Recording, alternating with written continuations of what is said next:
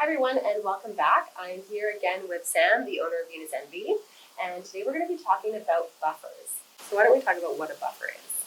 So buffers are products that are designed to go over a penis to make the penis a little bit shorter and to literally provide a buffer between usually a vulva and the other person's body, but to just shorten the penis so it's not quite as much depth for the person being penetrated. This buffer has just recently come on the market and we're really excited about it. It's called the Onet. So it's a series of squishy little rings that you can take apart and put together.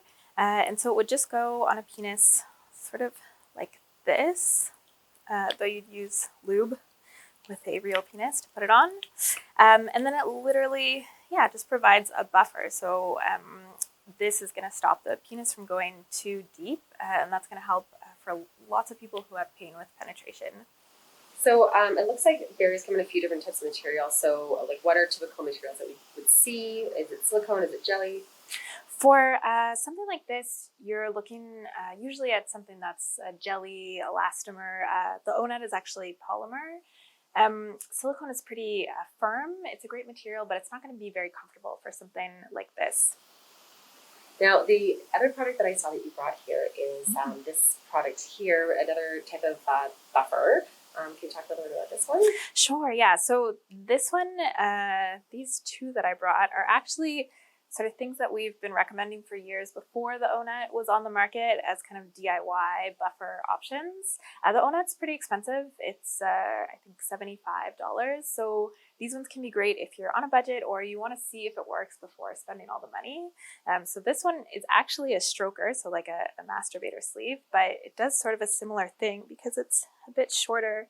You can just use it in the same way and it acts as a buffer as well. And the other one I brought, this is actually it's called a penis pump sleeve. So that's what it usually would be used for. But again, it gives like a nice sort of squishy kind of buffer.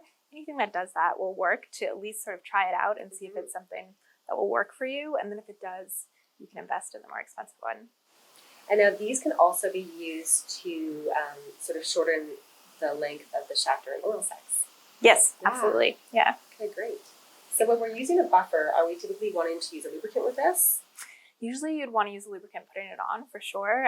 Any kind of synthetic material is going to have a lot more drag than skin will. So you're going to want to use a lubricant to put it on just to make it a bit more comfortable. And for a jelly material, usually you don't want to use an oil or a silicone. Water-based is kind of the safest to use with something like this.